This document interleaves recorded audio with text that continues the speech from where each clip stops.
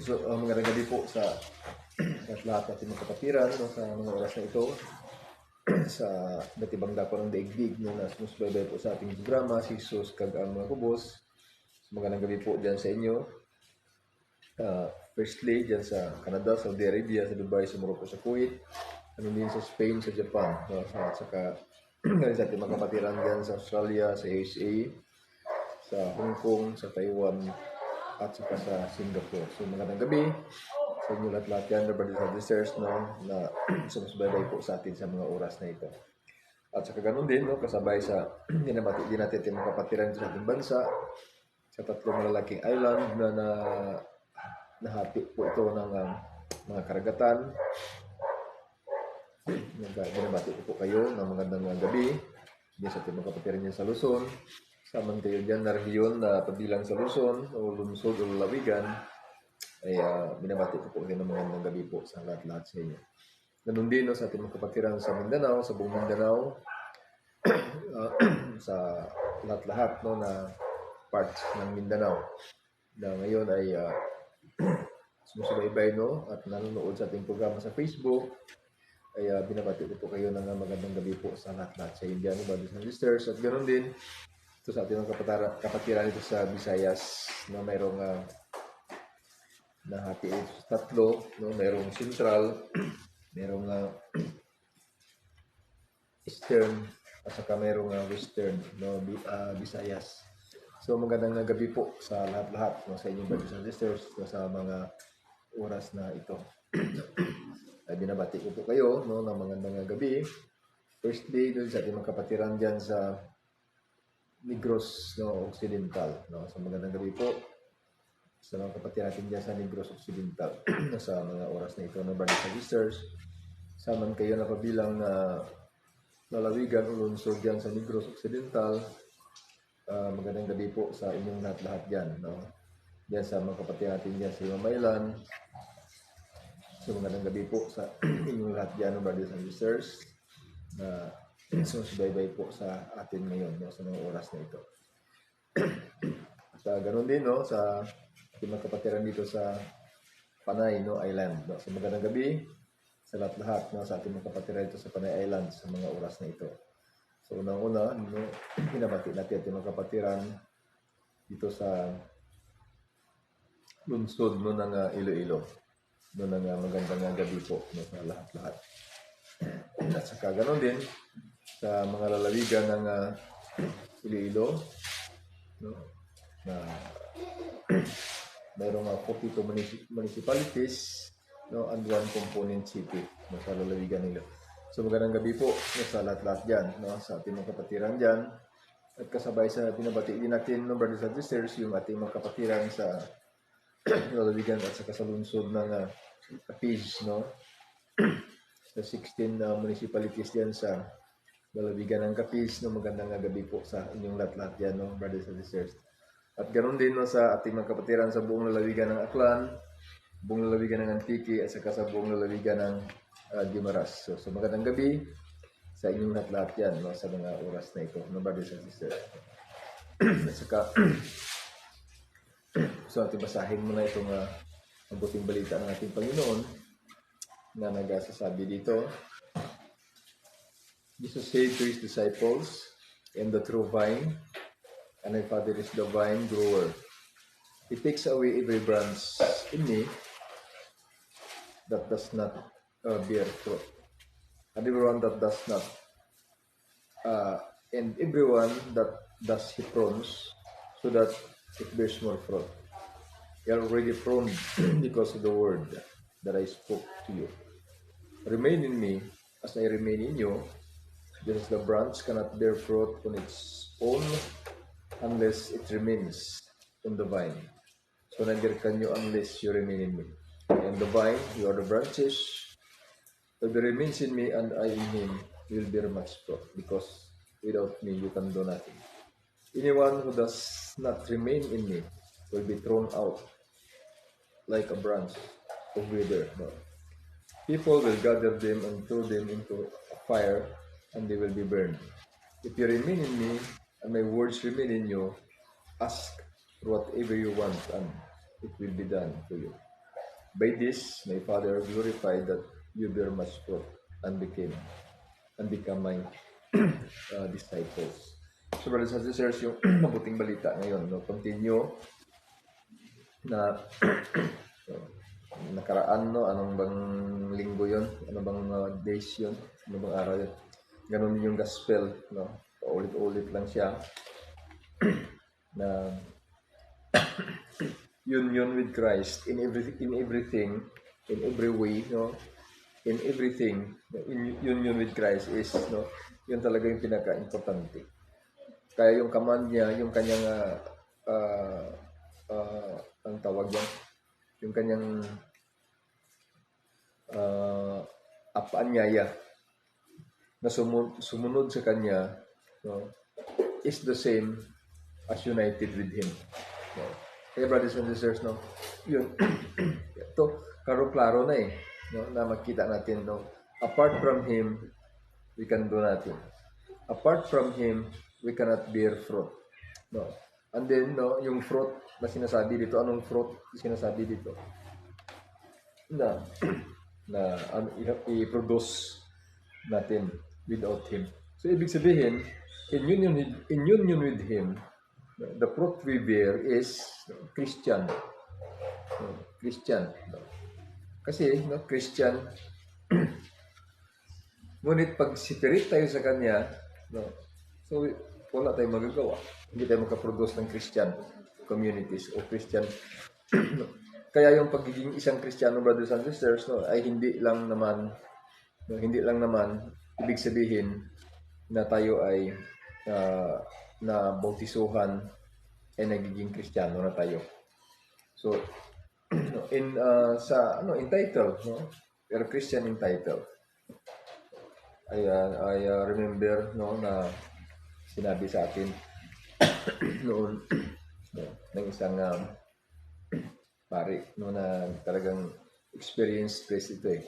Kasi matanda na. Yan yung pagiging Kristiyano ng mga tao ngayon is only a title. Title lang talaga. Christian, no? Inaamin niya na Christian siya. Pag inaamin mo na Christian ka, ibig sabihin, followers ka ni Christ. And si Christ, no, you are united with Christ because you are Christian. In everything, no? Kaya i-explain natin palagi dito, brothers and sisters. No? I-explain natin palagi dito. No?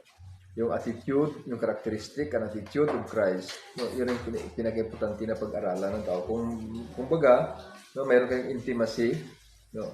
May assimilation, no? Kadoon, sadyan sa, no, mga espiritu ng buhay ng isang tao sa kay Kristo bilang isang tao. Kaya nagiging tao siya eh. Kasi siyang batayan, no? Siya ang batayan. At pag yung ating union with Him, no, we will become Christian. So, ito brothers and sisters, binibiro natin kasi itong, no, Holy Eucharist. No, receiving the body of Christ. Binibiro natin ito. It's like a joke for us. You know why? Hindi tayo seryoso dito eh. No? Especially sa mga Catholic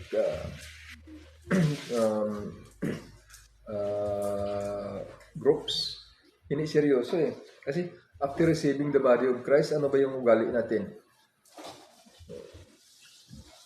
After receiving, that we believe that we receive the bread, which is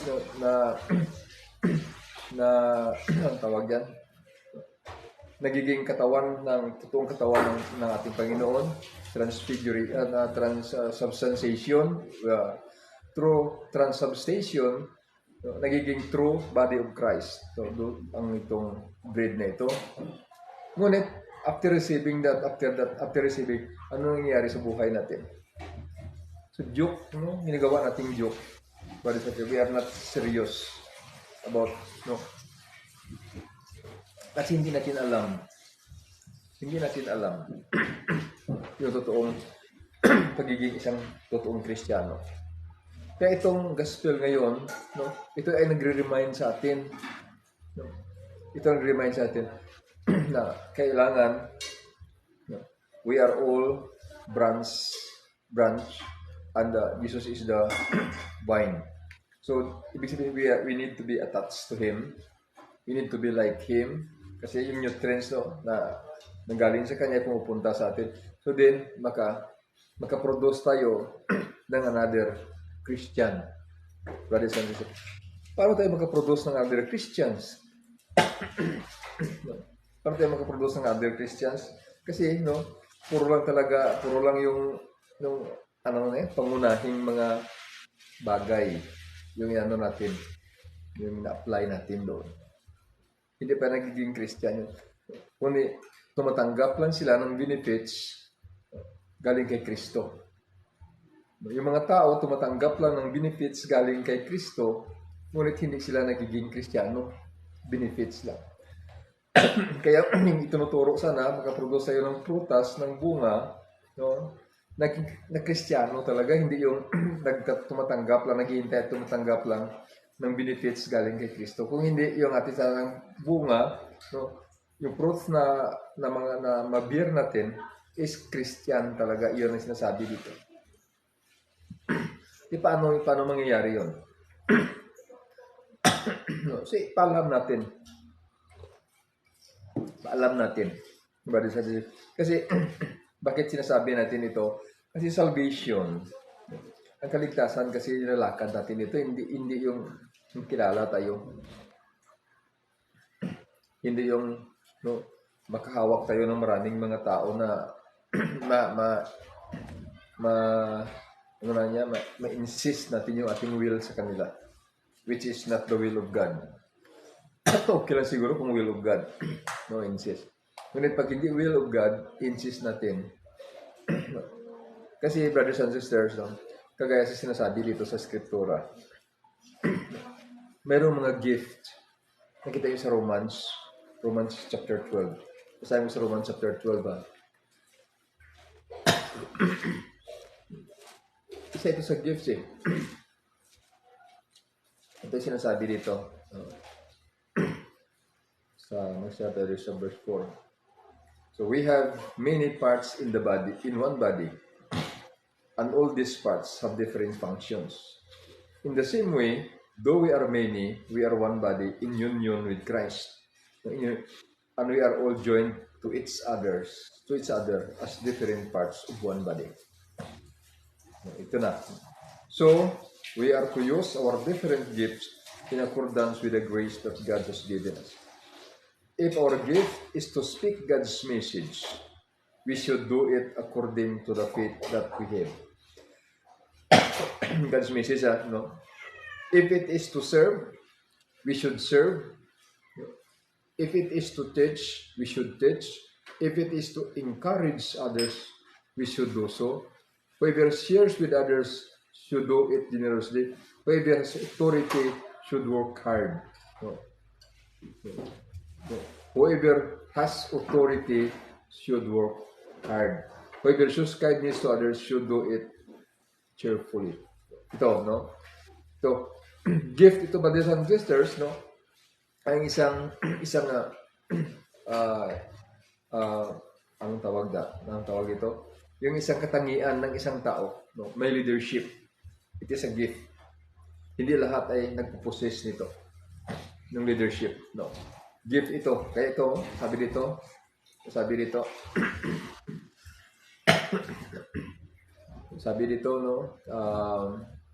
whoever has authority should work hard. Authority. So meaning may gift of leadership. Hindi lahat. So kaya ang problema dito, kaya may gift of leadership ka, gamitin natin na i-monopolize yung tao.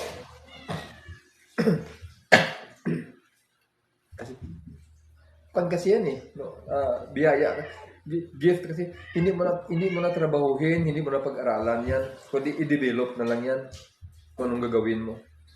I-develop na lang yan, Develop na lang kung anong gagawin mo. Ngunit hindi mo na kailangang pag-aralan yan kung paano ka magiging leaders, Kasi gift yan. Gift yan binibigay ng Panginoon. So, ang gagawin na lang dyan, i-develop na lang yan. Pero marami mga leaders no, na minomonopolize no, yung anong tawag yan, yung leadership na gift. Hindi natin alam, gift lang pala yan eh. No? Gift lang ng Diyos yan sa atin. At pwede natin ma-misuse yan. No? Pwede natin ma-misuse yan. To monopolize other people. No? Insist natin yung will natin, which is apart from the will of God. Other people, because we have the gift of authority. We have authority. No? Gift of leadership. So yun, nakita natin ito, brothers. Kaya hindi tayo maka-bear fruit ng isang Christians kasi hindi natin alam no, kung paano magiging magkaroon tayo ng bunga ng isang Kristiyano. Kaya ang nangyayari dyan, no, ito. Kasi, no, ulitin ko, salvation kasi yung ating lalakad dito, brothers and sisters. No, salvation. Hindi prestige, hindi popularity. No. Kasi, no, pag yung grupo mo, pag yung community mo is very popular, talagang popular yung mga tao na dyan. Because of many miracles or many things. But tingnan yung titingnan natin doon, yung mga tao ba dyan, nanidiyan, Kristiyano ba o hindi? Yun ang importante dyan eh. Nagbunga nga tayo, pero anong bunga natin? Ang dami nga nating bunga, dami nating bunga, ngunit ang mga bunga na yan, ano ba yung mga bunga na yan? No? Kristiyano ba? O no? They are all waiting to receive the gift, the benefits, the consolation from Christ. So yun. No? Kasi pag iyon lang talaga yung napasad na pundar natin doon, no? Yung nagiging bunga natin na naghihintay lang talaga na tumanggap ng consolation galing sa Panginoon.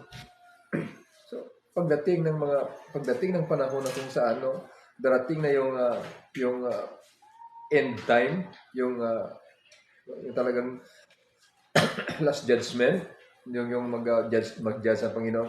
So, hindi na talaga magkatayo to. Kasi ang ina-expect na mga tao na ito na tatanggap sila ng kabutihan galing sa Panginoon. Ngunit iba yung sinasabi ng Panginoon dito, brothers and sisters. Iba yung kanyang sinasabi dito. Kaya, yung maipundar sana natin, ay talagang Kristiyano. Kristiyano talaga yung pinaka-importante. So, malalaman mo rin dyan, malalaman mo rin yung Kristiyano pag mayroong mga pagsubok. So, siguro matrace nyo ito na ang first na pandemic na nangyari. Pag sinabi natin pandemic, ibig sabihin whole world, no? Kasi pag epidemic, pag sinabi natin epidemic, contain lang yan sa isang lugar. Ay, yung sa iba hindi affected. Pero pag pandemic, ibig sabihin lahat. Ang first pandemic, parang if I'm not mistaken, hindi ko makalimutan, mga 800 BC. 800 BC, I think, no?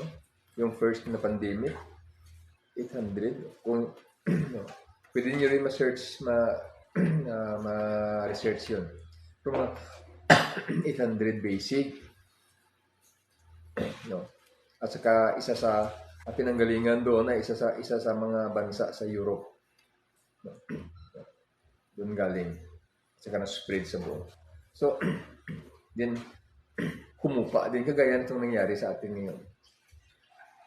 So, ibig sabihin, sa Old Testament, meron pagsubok sa kanila. At saka dumating sa ating panahon, sa ating panahon din, yung pangalawang pandemic na experience natin.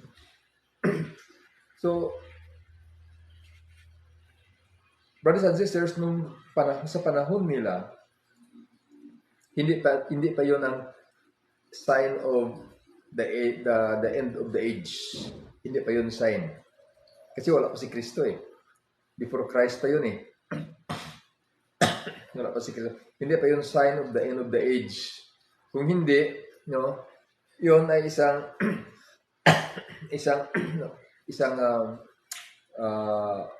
pag-disobey ng majority ng mga tao sa buong daigdig sa Diyos. Kaya ipinakita pandemic yung ano niya. Kaya kung sa isang bansa lang, isang lalawigan, doon lang yung nakapokus. Bakit ganun nangyari sa inyo? Ngunit pag pandemic, ibig sabihin, majority ng lahat ng mga tao sa buong daigdig ay may nag-disobey na sa Panginoon. Kaya ito yun ang nangyari, reminder. So, pero sa ating panahon, dito, no, pwede rin yun magiging kadahilanan. Pwede na maging kadahilanan na yung mga tao ay palayo na ng palayo sa Panginoon. That's why ang Diyos ay nag-remind upang bumalik ang mga tao sa Kanya. Kasi malala nyo, brothers and sisters, natural calamities. Tingnan nyo yung mga tao, wala talaga enjoy na enjoy, Ngunit, pag napansin nyo, pag niyanig, yung isang lugar, ang isang lugar ay niyanig, ng earthquake. Tingnan yung mga tao, lahat na nanalangin, tumatawag sa pangalan ng Panginoon. Napansin niyo yan? Lahat, kahit dito sa atin. Pag niyanig dito, sa mga mall, halos nililift ng kanilang mga kamay at nanalangin sa Diyos. At saka Diyos na lahat yung laman ng utak ng tao pag may trouble. Kaya yun, brother, isa yun sa mga pamamaraan na para ang tao makarealize na may mali na siyang nagawa sa harapan ng Diyos. At saka kung ang pagkakamali na yan ay marami na, malaking lugar na yung nagiging apektado. Upang yung mga tao ng Diyos ay maalala nila. Maalala nila na sila ay mga tao ng Diyos at babalik sa Diyos. Yun ang mangyayari ba din? So, ngunit sa ating time ngayon, the same din. Ngunit sa time natin, kasama doon yung sign of the end of the age. Sign of the end of the age. Talagang inano tayo. Ibig sabihin, nire-remind tayo. Ito na mga sign. But it is not the end of the age, but it's a sign. Kaya doon, ano natin yung sarili natin, saan ako, ano ba ako during those times. Ano sabi ni St. Peter, ang sulat ni Pedro, second letter niya sa second epistle ni Peter. So, kung mangyari ang ganong mga pangyayari, anong sanhi ng tao ako? What kind, of man I am? If the things happen na yung mga heavenly creatures, mag-ano na sa kanilang daanan, tapos anong klaseng tao ako? So doon natin ma-judge yung sarili natin during sa times of troubles, during sa times of tribulation, during sa times of difficulties. At different, iba-ibang anyo yun. Iba-iba. Merong yung disease na pandemic, merong famine, merong war, merong persecution. Yun. Doon natin malalaman kung anong sanhi na tao na tayo. Kung baga, Kristiyano na tayo o hindi. Ngunit pag lahat ay mabuti lang ang lahat mabuti yung mangyayari sa iyo. Ibig sabihin, hindi mo malalaman na ikaw ay Christian. Kasi yung standard mo, yung batayan mo, nagiging isang Kristiyano ka kasi lahat ay mabuti ang nangyayari sa iyo. Ngunit, kasi sinasabi ng Panginoon dito, if you are followers of mine, if you are followers of mine, if you don't deny yourself and take up your cross, you never my followers. At saka kung hindi mo maibibigay yung sarili mo, para patayin, ay hindi ka magiging tagasunod ko.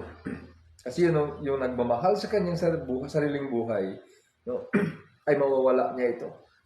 Ngunit ang nagbibigay ng kanyang buhay para sa akin as mabuting balita ay anong tawag yan, no? Makita niya, no? Yung totoong buhay. Kaya yun ang batayan ng isang Kristiyano, brothers and sisters, during sa times of difficulties, yung time of troubles. No? Sa lahat na mabuti na nangyayari sa atin, okay, ma-appreciate natin na iyon ay blessings, consolation from God.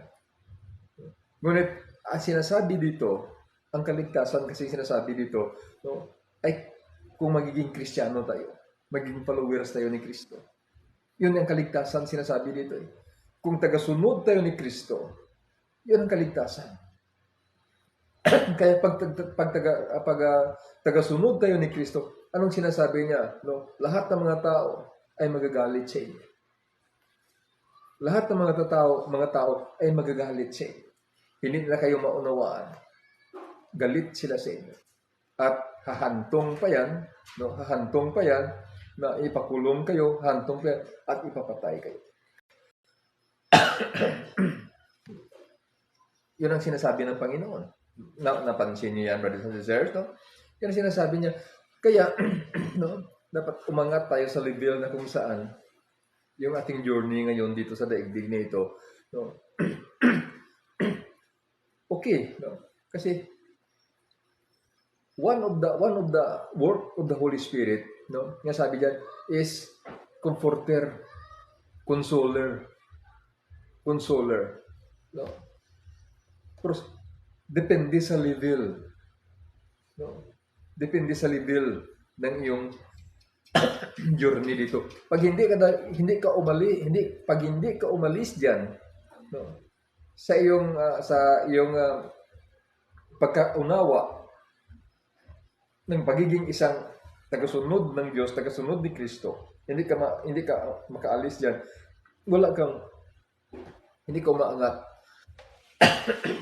sa iyong Christian life, brothers and sisters. Kaya, no, mali talaga yung pasanayin natin yung tawag diyan, hanggang diyan na lang na level. Hanggang diyan na lang na level. Kasi, no, hindi naman natin masisisi kung minsan yung mga leaders, yung mga kasi pag sinabi mo yung katotohanan, no, maraming hindi makaunawa, maraming hinto, maraming hindi mag-support, no? Kasi hindi mo sinabi yung gusto nila na marinig, eh. No, ang sinasabi mo yung ayaw nila marinig. No? Kaya ang ginagawa na iba, yung lahat ng gusto na marinig ng mga tao, yun na lang ang binibigay upang ngunit si Jesus, just John chapter 6, kahit, no, sabi ni Jesus, sabi niya, kayo, tatalikod din ba kayo sa akin? Sabi sa mga disciples niya. Kasi, nagsalita siya doon sa mga matitigas na pananalita, John chapter 6, hinggil sa kanyang katawan, sa kanyang body na kinakain. Kaya hindi mo nawaan siya. No. Kaya kung kainin mo siya, maging kagaya ka sa kanya, at kung maging kagaya ka sa kanya, makita mo ano ang nangyayari sa kanya. Gusto mo bang magiging kagaya sa kanya? So, ang daming tumalikod kasi ayaw nila magiging kagaya sa kanya. So, yun, brothers and sisters, no, yung isang bagay na dapat natin tingnan dyan. Saka, before we continue, good evening. Saka Sister Mariana Flores Nugabo. Good evening, no? Saka Sister Loisa Nanta. At ganun din, no? Good evening kay Sister Judy Faliera. At saka Sister Marivic Kakay, kay Sister Patricia Ruales. At ganun din kay Sister Nelia Ortizo. Kay Rosanelia Cabalar. Kay Ver Tutisora. Ganun din, good evening kay Sister Annalyn Montaño. Kag sa grupo dyan sa mga groups dyan sa Abia, no? At At saka kay Sister Lucy Gunay Tubula, good evening. At saka kay Sister Annalyn Montaño. At saka ganun din, good evening din sa kaya Sister Junit no Lagunday Kanto. At saka good evening no sa kayang Brother Edward no Arorong, kay Sister Dims no Salvani, good evening. Dahil sa group so sa Daily Devotion kay Sister Josepina Tamaliana, kaya Ma'am Grace no Harkon, good evening sa lahat-lahat no na nasubaybay ngayon sa atin, mga brothers and sisters. Yun, no, ang lagi natin dito sinasabi no brothers and sisters. No. Ito no isa doon sa sinabi natin sa mga sign no ng pagtatapos ng daigdig no ng universe. Hindi lang daigdig kundi universe no na no, na ang lahat ng na-prophesy no ay ma-fulfill except sa second coming, brothers and sisters, no, sa pagdating talaga ng Panginoon. So ang dami-dami nung na sinabi natin no na mangyayari. Kaya mapapansin nyo, no, ulitin ko lang ito sign of last days or end times. Sign, only sign, no? It is not the end time, the times of the end, no? End of the time. Kundi sign. Makita natin dito. Kung maalala nyo, brothers and sisters, kung maalala nyo pa, yung mga biblical passages natin na binanggit dito, no, ang Matthew chapter 24 verse 3, ang 2 Timothy chapter 3 verse 1, ang Daniel chapter 8 verse 19. Kita niyo dyan. No? So, dito, no, kung mapansin nyo, shortage of food, it results, no, famine. Matthew chapter 24 verse 7 and the Revelation chapter 6 verses 5 and 6. No, kita niyo dyan. No? Shortage of food. No? So, ibig sabihin, gutom. At saka, mapapansin nyo yan, brothers and sisters. No? Kung ano magiging sanhi nito na mangyayari ito. Nakita nyo ngayon, no, makikita nyo sa lakad ng panahon at lakad ng panahon at lakad ng nangyayari sa kapaligiran natin. Kita niyo mga sign. Then ang Luke 21:11, nakita natin diyan yung dalawa. Ang earthquake, kung saan-saan lang, no, mapapansin natin. At saka dito daw sa atin, ay ewan ko, nagpiprepare sila sa Luzon. No. So, at saka yung mga diseases. No. Ito, no. Mapapansin natin yan, brothers and sisters. No? Then, ang Revelation 11:18, ang pag-ruin ng earth, ruining the earth. No. So, ang pag-ruin sa earth is maraming pamamaraan, no? Pagsira, no? sa earth, no? Maraming pamamaraan. Kaya, no?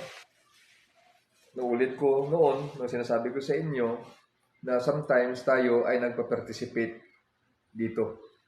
At kung minsan tayo ay pumapayag din dito. Wala tayong sinasabi sa pag-ruin, no, sa ating daigdig. Dito lang sa atin.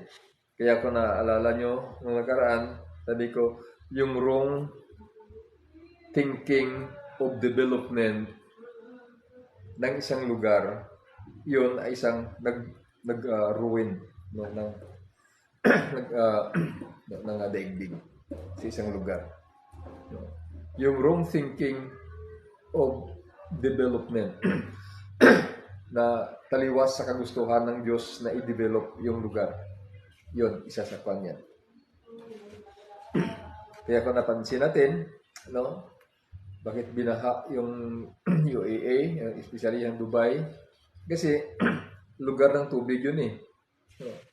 Pinilingan lang at saka titayuan ng mga building nila matataas kasi alam nila na kailangan mataas yung mga buildings nila kasi alam nila na tubig yun eh. Lugar ng tubig yun. Ngunit, pinilingan lang ng lupa upang, no, makikita na develop siya. Kaya matataas yung mga buildings. So, kasi lugar ng tubig. So, darating yung panahon no, kung paano dinesign ng Panginoon yung daigdig, no, ay talaga babalik yun. Kaya, ang pagbalik ng disenyo ng Diyos na sinira ng tao ay talagang masisira na talaga tuluyan. Kasi iba na eh. No? Kaya maraming affected. Kaya yung mga tao dapat magiging ma-anticipate na mga tao yan. No? Na pagdating ng panahon na yan, apektado ka. Lulubog. Lulubog ka o anong mangyayari dyan sa iyo. Kasi, no, dyan ka kasi eh. Wala kang magawa. Kaya yung panghahawakan mo na lang yung sinasabi ng Panginoon. Na kung mangyayari, dyan sa Matthew, kung mangyayari yan, iano mo na lang, angat mo na lang yung ulo at sabihin mo, ito na ang kaligtasan. Ngunit pag hindi natin alam yun, wala tayong kaalam-alam hinggil diyan. So, yun talaga, brothers and sisters, ang malaking problema. Kung hanggang diyan lang tayo sa level na diyan, hindi tayo makaalis diyan. Yun ang problema kung darating ang panahon na yan. Ngunit pag alam mo, no, yung instruction ng Panginoon, pag ganyan yung mangyayari, kita nyo na yung mga hindi yung mga sa impapawid, no, yung mga stars, yung ano dyan, andyan sa baba, no, yun ang nangyayari. So, next yan, ma-appear na ako kasama sa mga angels ko. No? At saka hahanapin na nila yung akin, yung naghihintay sa akin. No? Yan ang mangyayari, brothers and sisters. No? Kaya yung naghihintay sa kanya, hindi masyado apektado dito sa mga pangyayaring ito. No? Sabi ng Panginoon, paiksiin ko lang yan, no? Dahil sa inyo na naghihintay sa akin. Okay, no? Isa pa, brothers and sisters, no? Sinasabi ko dito, ang lahat ng mga pangyayari sa Skriptura dito sa Old Testament nakapokus lahat sa Israel, which is diyan manggagaling ang Panginoon. Ang Misaya, ang tagapagligtas. Nakapokus sa kanila. Kung paano sila, paano hadlangan na makalabas ang Savior ni si Jesus sa kanila. At hanggang ngayon. Ngunit ang Diyos ay hindi talaga pwede niya pabayaan sila kasi doon siya nagbigay ng covenant sa kanila, doon siya nagpromesa sa kanila, doon siya nagturo kung paano sambahin siya. Kaya hindi niya maiwan-iwan. Hanggang ngayon, kahit na si Jesus ay nagkatawang tao na yung word, no, nangagaling doon. Hindi niya maiwan-iwan. Kaya hanggang ngayon, nakapokus pa rin sa kanila, brothers and sisters. Kaya kung basahin natin dito ang Romans chapter 11, pakinggan niyo ito. Mag-start lang ko sa verse 25, no? Kasi pag mag-start sa umpisa, maunawaan talaga natin kung ano mangyayari. Ngunit, because of our limited time, dito lang tayo mag-start. Sabi dito sa verse 25, there is a divine secret here, my friends, which I want to share with you to keep you from thinking yourselves wise. This partial hardening has come on Israel only until the Gentiles have been admitted in full strength. Nakita niyo ito? This partial hardening of heart. Partial hardening, no? Kasi hindi pa rin sila talaga naniniwala sa kay Jesus na Messiah eh. No? Ngunit sinasabi dito ni San Pablo, sabi nga ni San Pablo, sabi ni San Pablo, mapansin niyo ba dito sa chapter 9 at saka dito sa chapter 11, kita mo dito. I asked them, has God rejected His people? Of course not. I am an Israelite myself, of the stock of Abraham, of the tribe of Benjamin. God has not rejected the people He acknowledged of old as His own. Surely you know that. You know what Scripture says in the story of Elijah. No. Yeah. Kaya sabi ko kung basahin natin ito, maunawaan natin, ngunit dito lang ako dito na lang ako magpunta sa dito. So dito, brothers and sisters, sabi, this partial hardening has come on Israel only until the Gentiles have been admitted in full strength. Kasi, no, pag hindi hinarden ng mga Israelites, yung kanilang puso, nakapokus lang yung mga apostles doon sa kanila. Para sa restoration nila. Ngunit, nung hindi nila tinanggap, hindi nila tinanggap, so yung mga apostol, yung ibang mga apostol ay pumunta doon sa mga Gentiles. Doon nila dinala si Kristo. Kaya yun ang sinasabi dito, no? Sabi dito, this partial hardening has come on Israel only until the Gentiles have been admitted in full strength. Ibig sabihin, brothers and sisters, kung ang lahat ng mga Gentiles, no, lahat ng mga Gentiles, ng mga tao ng Diyos, no, diyan sa Gentiles, no, mga tao ng Panginoon, no, na bilong sa Gentiles, ay madala na, no? Madala na niya, no, mapabalik, iahon na niya, yun na, sabi, once that has happened, the whole Israel will be saved in accordance with the Scriptures. Napansin niyo, brothers and sisters? No? So, ibig sabihin, nakapokus pa rin sa kanila lahat eh. Sa Israel. No? Kaya kahit ano man yung gulo doon, gulo, no? Pamamaraan, lahat yun. Brothers and sisters, lahat yun ay pamamaraan, no, ng Panginoon. Lahat yan pamamaraan. No? So, sabi dito, from Zion shall come the deliverer. He shall remove wickedness from Jacob.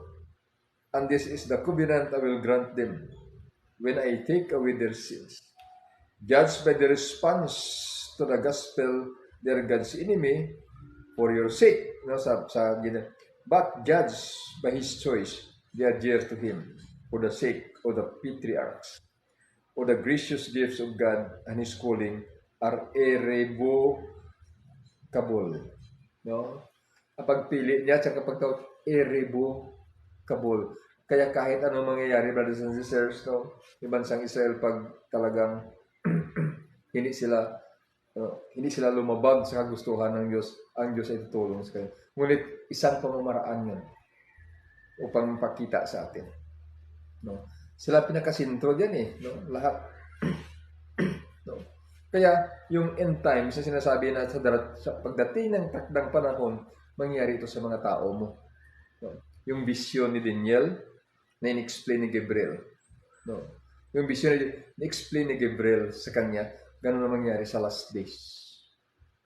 Kaya itong mga sign, brothers and sisters, itong mga sign ito talagang klaro. Nakita natin. Kasi hindi mangyayari ito kung wala pa eh. So, yun. No? At saka makikita natin yung ating koneksyon doon sa kanila, no? Makita mo. Yung koneksyon ng Philippines doon sa kanila, makikita. Kaya, no? Yung titingnan natin, brothers and sisters, no? Yun ang yung dapat nating paghandaan. Kaya walang lugar, no? Ngayon, yung pagiging makasarili, walang lugar ngayon sa atin yung pagiging no, makasarili at selfish. Walang lugar sa atin ngayon ang isang espiritu na hindi marunong magpatawad. No? At walang lugar ngayon sa atin yung espiritu na nanghuhusga sa makasalanan. Kasi brothers and sisters, no, kagaya dito sa Israel, no, hindi nga sila tumanggap. Hindi nga nila tinanggap, no? Pero sabi niya, that is only temporary. For your sake, for the sake of the Gentiles, temporary, no, pinatigas nila yung kanilang puso sa sa Diyos, no, na pinadala sa kay Jesus na pinadala ng Diyos, no, para tagapagligtas. Hindi nila pinaniwalaan mo na yan, no, temporary. Ngunit pagdating ng panahon, brothers and sisters, ito yung sinasabi dito. Ito yung sinasabi dito na itong tribulation dito na mangyayari na no, dito sinasabi dito na mangyayari na ito. So, ibig sabihin, no, brothers and sisters, no, dito na makita na maghahari na talaga yung ating Panginoong Jesucristo sa lahat. Doon na nila ma-realize yan, doon na nila makikita yan. Na kahit ano yung mga kapangyarihan, no, ng mga kalaban, no, sa paligid nila, no, hindi nila makontrol. Hindi nila makontrol lahat. No, kahit paano pa yung mga arms, no, yung ano pa yung mga na-invent nila, hindi nila makontrol ang lahat. Brothers and sisters, no, hindi nila makontrol. Kasi, no, sa ilalim na kontrol ng Diyos ang lahat. Ngayon, pagdating ng panahon, kahit sila na sinasabi ng makapangyarihan, no, manginginig yan. Kasi hindi nila makontrol yan eh. No? Mas mahigit pa na makapangyarihan yung armas, no, yung arm ng Panginoon compare sa na-imbento ng tao. Kaya wala silang magagawa. Lahat ay manginginig. Kaya simple lang yung Kristiyano, brothers and sisters. Napaka-simple yung Kristiyano. Ito yung inaano sa mga Christian. Simple lang. Kung mapansin ninyo, brother. So, ito yung inaano sa atin dito ng Skriptura. Na pagdating ng takdang panahon. So, ibig sabihin, no, dito na natin makikita yung talaga ang paghari talaga ng Panginoon. Dito na siya, no, na mapakita niya na yung kanyang kapangyarihan sa lahat. So, pansin niyo ito. Sabi niya, soon after the trouble, no, the awful horror, you will see the awful horror of which the prophet Daniel spoke. It will be standing in the holy place. Then, those who are in Judea, no, sabi niya, huwag na mag-ano. No. Then, how terrible it will be in those days for women who pregnant. For the trouble at that time will be far more terrible than any there has ever been from the beginning of the world to this very day. Nor will there be ever anything like it again. But God already reduced the numbers of days, no, para sa kanyang mga pinili upang maligtas. Then, if anyone says to you, here is the Messiah, or there he is, do not believe him. For false Messiah and false prophets will appear. No? And then they will perform great miracle. No? Gagawa din sila. No? Kita niyo ba mga sign. No? So after the trouble of those days, the sun will grow dark, the moon will no longer shine, the stars will fall from heaven, and the powers in space will be driven from their course. Then the sign of the Son of Man will appear in the sky. Ito na yung mangyari. Ito na pagharian. Then the sign of the Son of Man will appear in the sky, and all people of earth will weep as they see the Son of Man coming on the clouds of heaven with power and great glory.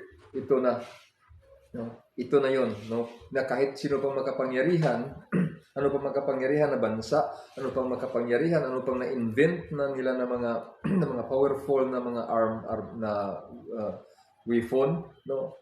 Wala na talaga. No, wala na magagawa dito. Kaya sinasabi dito, no? Then the sign of the Son of Man will appear in the sky, and all the people of earth will weep as they see the Son of Man coming on the clouds of heaven with power and great glory. The great trumpet will sound, and he will send out his angels to the four corners of the earth, and they will gather his chosen people from one end to the world to another.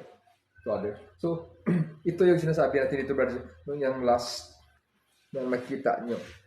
Ngayon, gulo, gira dito, gira doon, no?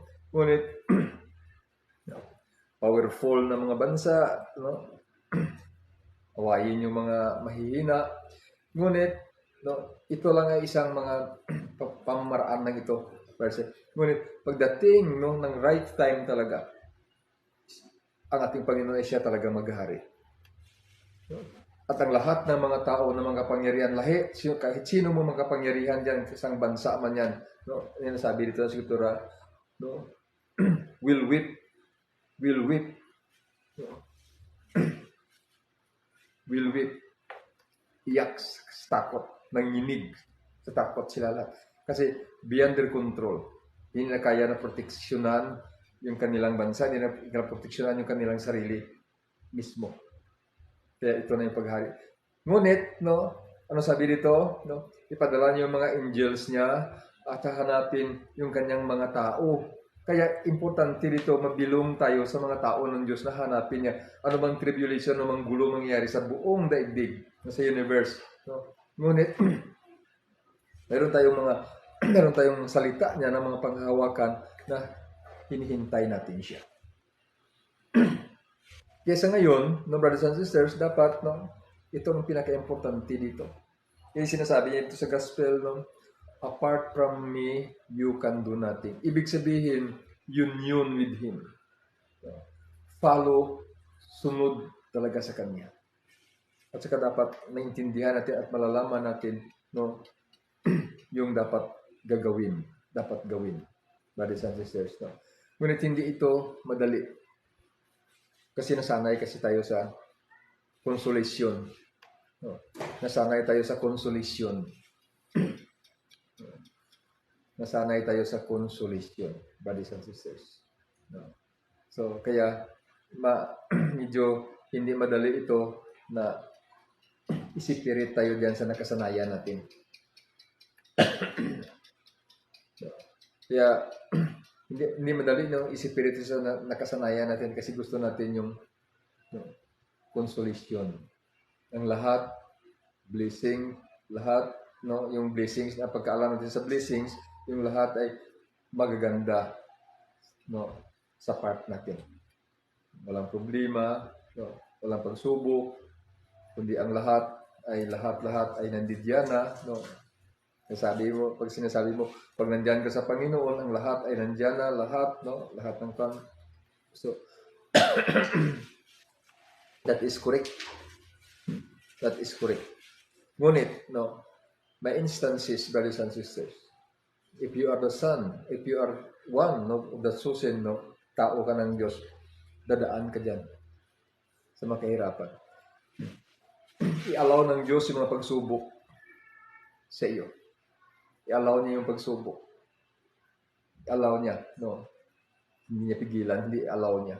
But, sa purpose, no, para sa iyong paglago, no, sa paglago mo. Yun ang purpose. Hindi sa kapahamakan mo, kundi para sa paglago mo. At saka, no, para maunawaan mo yung mga tao na nagsasuffer, na nag-experience ng ganong uri ng mga pagsubok sa kanilang buhay. So, maunawaan mo. Pero kung hindi mo maranasan yung mga pagsubok na yan sa lahat ng pagsubok sa buhay mo, so ibig sabihin, hindi mo maunawaan ang mga tao sa kapaligiran mo. Kaya ang nagiging labas mo ay nagiging judgmental ka. Nangungundi na ka. Kasi hindi mo munawaan eh. Hindi mo maunawaan. Brothers and sisters. Naalala nyo, sinabi ng Panginoon, maaywan ko maunawaan nyo ito. Kapag nagkamali yung iyong kapatid sa iyo, kausapin mo. Even in the community sa lahat, may mali siya. Kausapin mo personal. Kaya ikaw yung responsible. Pag ayaw niya, makinig, munta ka sa maraming sa mga authority. No? Kung ayaw pa rin niya marinig doon sa authority, ituring mo siya na kagaya sa tax collector. So, diyan ang misinterpretation dumarating, no? Sa pag hindi malalim yung pag-unawa mo. So, ibig sabihin, pag itinuring mo siya na isang tax collector, ibig kaya kasi, no? Una-una, pinuntahan mo siya, hindi siya naniwala sa iyo. Tumawag ka ng mga authority, no? May mga authority pa. Hindi pa rin siya naunawa. Hindi pa rin siya naniniwala. So, ang ibig sabihin, no? Sabi niya, ituring mo siya na tax collector. Isa sa mga tax collector. Ibig sabihin, makasalanan. Tingnan niyo, brothers and sisters, ano bang ibig sabihin ni Jesus na ituring siya ng isang tax collector? No. Ang tao na makasalanan na yan, na hindi nakinig dito, hindi nakinig sa marami, hindi nakinig, no. Kaya ituring nila siyang tax collector. Pumunta si Jesus dito sa daigdig. Ano pinuntahan niya? Tax collectors. No. So, ibig sabihin, pag sinabi, ituring mo siyang tax collector, ibig sabihin, bigyan mo siya ng very special na treatment compared diyan sa ginawa mo. Hindi na, pag sinabi, ituring mo siyang tax collector,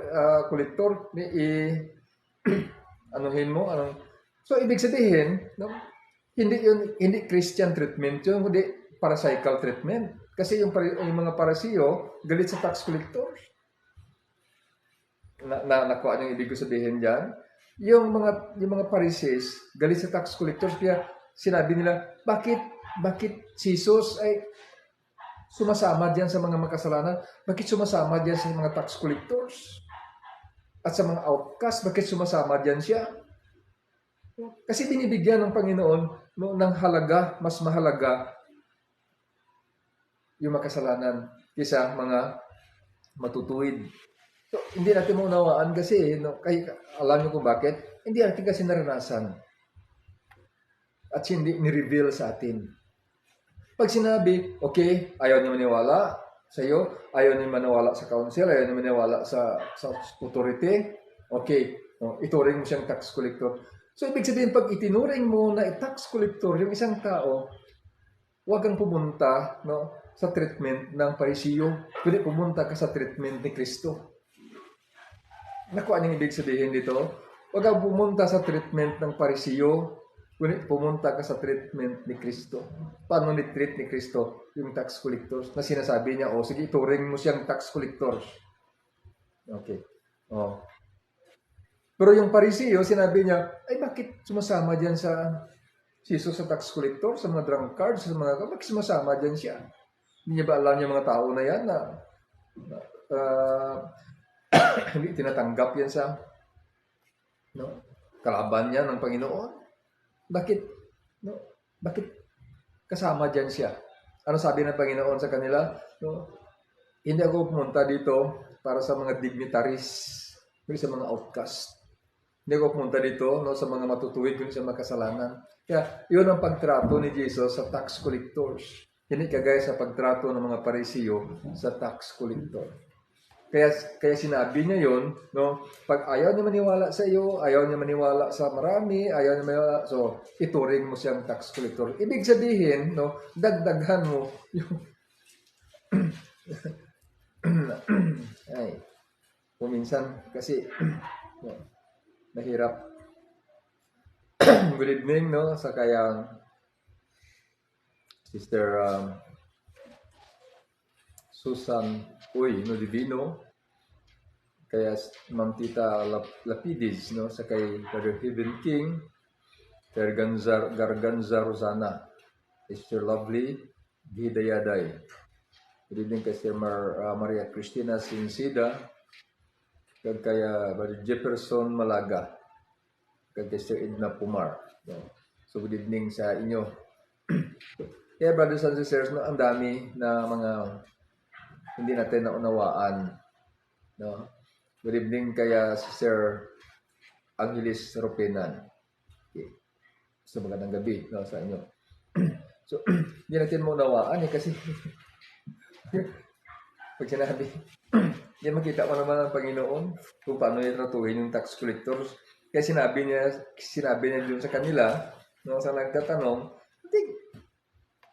pag ayaw niya maniwala sa inyo, itratuhin niyo siya ng isang tax collectors. No?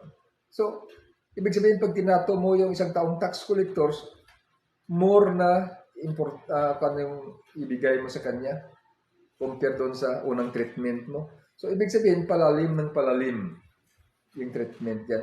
Ngunit, brothers and sisters, no, hindi natin masisisi yung mga tao na hindi nakaunawa kasi hindi naman nila napatong, hindi nila na-experience yan ang mga bagay-bagay na yun.